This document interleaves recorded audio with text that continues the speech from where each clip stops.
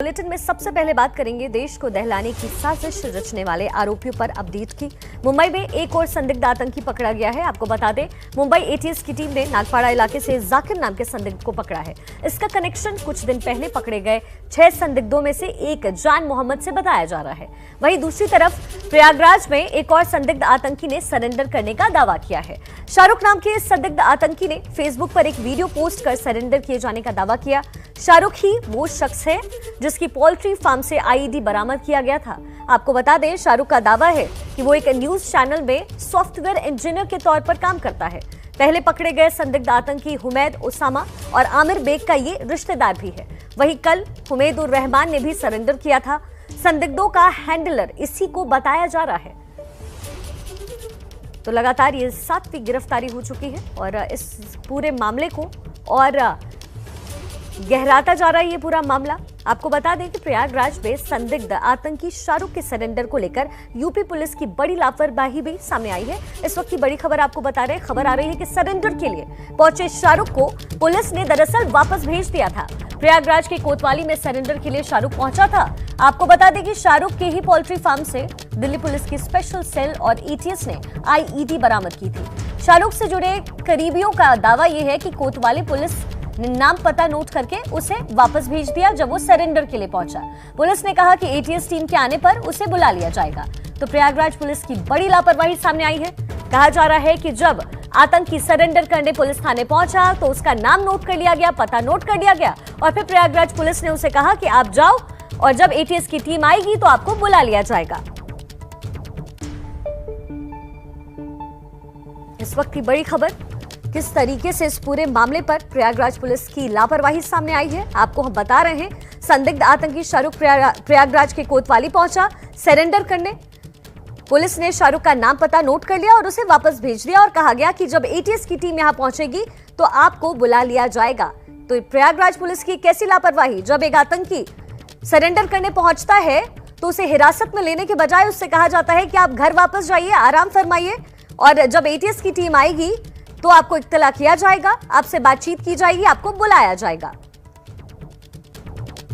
आपको बता दें, शाहरुख के फार्म से ही पुलिस को आईईडी मिली थी। ये सारे तार एक दूसरे से जुड़ते हुए और 7वीं गिरफ्तारी मुंबई से हुई है। सरेंडर करने पहुंचे संदिग्ध आतंकी को प्रयागराज पुलिस ने वापस लौटा दिया था।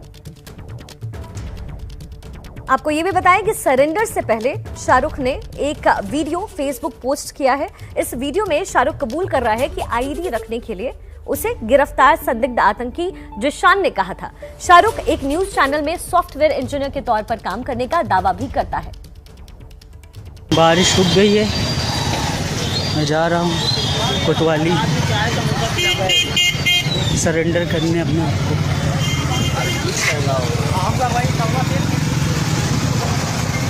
मेरी हालत बड़ी ख़राब हो रही है,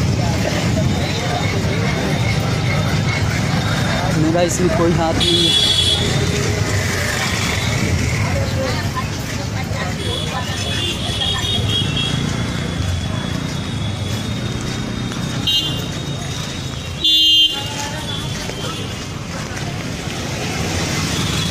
आप लोग दुआ कीजिएगा,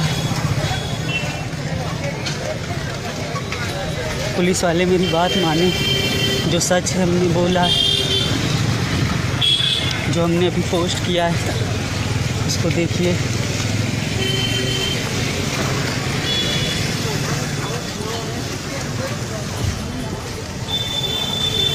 सबने साथ छोड़ दिया, मेरी कोई गलती नहीं थी।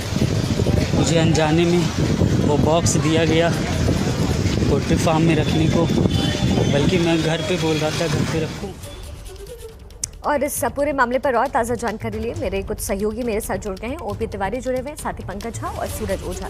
पंकज, सबसे पहले आपका रुख करना चाहेंगे, ये तो प्रयागराज पुलिस की बहुत बड़ी लापरवाही है। एक आतंकी वहां पहुंचता है, उसे कहा जाता है कि आप घर वापस चले जाइए। ये किस तरीके से कार्रवाई कर रही है प्रयागराज पुलिस? शिखा, इस पूरे मामले को आपको समझना होगा। सबसे पहले 3 एजेंसियां हो गई, एक तो दिल्ली पुलिस हो गई और ये मुकदमा जो है आतंकवादियों वाला जो संदिग्ध आतंकवादियों की बात की जा रही है वो दिल्ली पुलिस ने दर्ज किया है। यूपी में इस बारे में कोई मुकदमा नहीं। फिर एक दूसरी एजेंसी है यूपी एटीएस और तीसरी एजेंसी हो गई यूपी पुलिस। इन तीनों के बीच में समन्वय बना रहे बड़ा मुश्किल काम है। ये बात सही है कि शाहरुख की पहले से ही इस तरीके की उसके इन्वॉल्वमेंट की बात आई थी, पुलिस उसको तलाश भी रही थी। दूसरा जो हुमैदुर रहमान के बारे में कहा जा रहा है, जो इसके बारे में दो तरह की बातें हैं कि उसने सरेंडर किया और यूपी पुलिस कह रही कि उसने उसे गिरफ्तार किया है। हुमैदुर रहमान इस पूरे का मास्टरमाइंड कहा जा रहा है और सब ये जीशान हो गया जो प्रयागराज में गिरफ्तार हुआ, ओसामा जो दिल्ली में गिरफ्तार हुआ और हुमैदुर रहमान, ये सब आपस में रिश्तेदार हैं। और ये कहा जा रहा है कि जो आर्म्स लाया गया था और जो आईडी लाया गया था वो हुमैदुर रहमान ने किया था। अभी दिल्ली पुलिस की टीम पहुंच रही है, उसको दे दिया जाएगा हुमैदुर रहमान का। जो यूपी पुलिस या यूपी एटीएस का कहना है कि दिल्ली पुलिस जब जब जिसके बारे में बताती कि फलाना इस जगह पे मुझे ये वांटेड है, तब वो कार्रवाई करती है। तो इसीलिए अब पूरी जो जांच है वो दिल्ली पुलिस के पास है। वो जैसा बताती है वैसा यूपी एटीएस करती है। लेकिन वाकई में जिस तरीके से चीजें प्रयागराज में हुई, ये तीनों के बीच में समन्वय की कमी का नतीजा है। जी पंकज, ओपी तिवारी भी हमारे साथ जुड़े हुए हैं। ओपी तिवारी, ये लगातार तार और जुड़ते जा रहे हैं। पहले जान मोहम्मद को मास्टरमाइंड बताया जा रहा था, फिर जाकिर का नाम सामने आया। ये तार ऐसा लग रहा है कि बहुत दूर तक खिंचता नजर आ रहा है। क्या ताजा और जानकारी, क्या अपडेट? बिल्कुल शिखा, मैं आपको बता दूं, गुरुवार की दोपहर 1:30 बजे ही एबीपी न्यूज ने अपने दर्शकों को बता दिया था कि अगले 72 घंटों के अंदर इस मामले में कुछ अहम गिरफ्तारियां हो सकती हैं। उसी का नतीजा है कि जांच का नतीजा है कि यूपी एटीएस के जरिए उबैदुर रहमान पकड़ा गया और उधर बॉम्बे में दूसरा शख्स पकड़ा गया जो दाऊद नेटवर्क से जुड़ा बताया जाता है।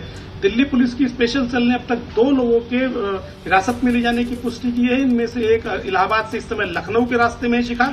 उसे एटीएस की टीम लखनऊ लेकर पहुंच रही है, जहां पर दिल्ली पुलिस की स्पेशल टीम पहुंच चुकी है और उसे वहां से दिल्ली पुलिस की स्पेशल टीम अपनी हिरासत में लेगी। दूसरी तरफ जाकिर नाम का जो शख्स है, इसको दिल्ली पुलिस, मुंबई एटीएस और इंटेलिजेंस ब्यूरो, इन 3 के सहयोग से इसको परसों ही चिरइन कर लिया गया था, लेकिन इसकी गिरफ्तारी आज सुबह हो पाई।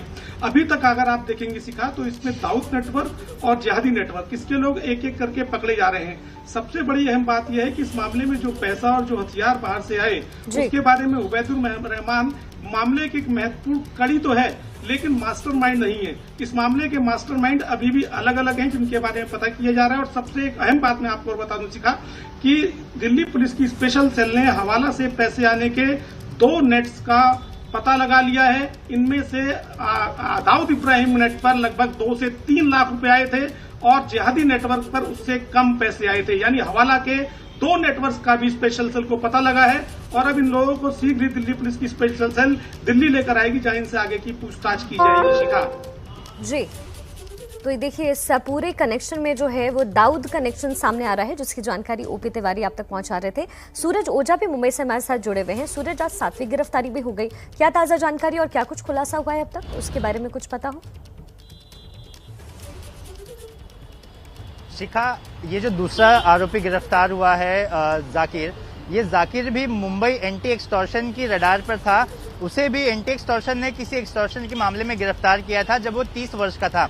इसके अलावा जान मोहम्मद शेख भी मुंबई पुलिस की रडार पर था। ऐसे में अब एक एक करके ऐसे लोग सामने आ रहे हैं जो कभी ना कभी मुंबई पुलिस के रडार पर रह चुके हैं। जाकिर जो है वो भी अनीस इब्राहिम का बहुत ही खास माना जाता है, जो मुंबई में उसके लिए काम करता था। और जान मोहम्मद शेख भी इब्राहिम के लिए काम करता था, उसके संपर्क में था। उसके पहले वो फहीम मचमच का हैंडलर हुआ करता था।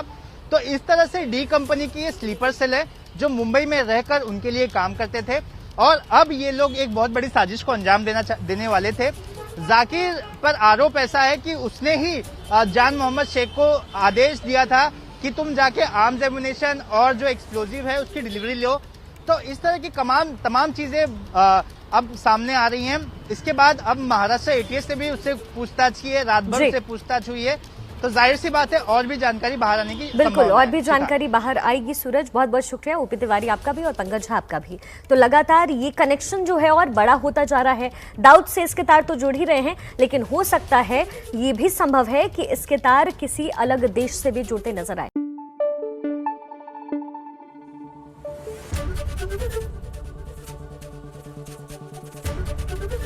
एबीपी न्यूज आपको रखे आगे।